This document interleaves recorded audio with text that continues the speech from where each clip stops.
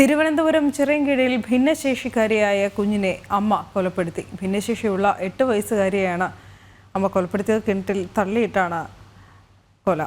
അമ്മ സമാനമായ മൊഴിയും നൽകിയിട്ടുണ്ട്. ചിറയൻകീഴ് ചിലമ്പിൽ പടുവത്ത് വീട്ടിൽ അനുഷ്കയാണ് മരിച്ചത്.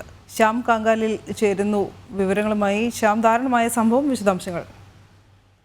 അനു, ഇന്ന് ഉച്ചയോടുകൂടിയാണ് പോലീസ് സ്റ്റേഷനിൽ ഇത്ര വിചിത്രമായൊരു സംഭവമായി ഒരു വീട്ടമ്മ സ്റ്റേഷനിലേക്ക് ഓടിക്കേറി എത്തുന്നത്.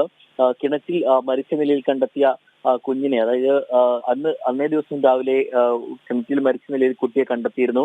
ഈ കണ്ടെത്തിയ കുഞ്ഞിനെ താൻ കൊന്നതെന്ന് വെളിപ്പെടുത്തിക്കൊണ്ടാണ് അമ്മ പോലീസിൽ കീഴടങ്ങിയിട്ടുള്ളത്.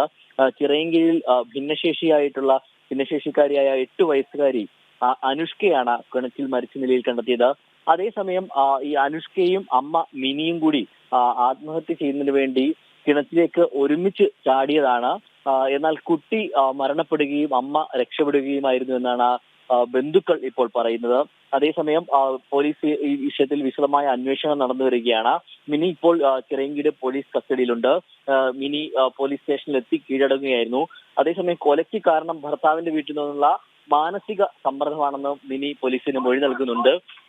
ഈ സാഹചര്യത്തിലാണ് പോലീസ് കൂടുതൽ അന്വേഷണം വ്യാപിപ്പിക്കുന്ന ഒരു സാഹചര്യത്തിലേക്ക് പോകുന്നത്.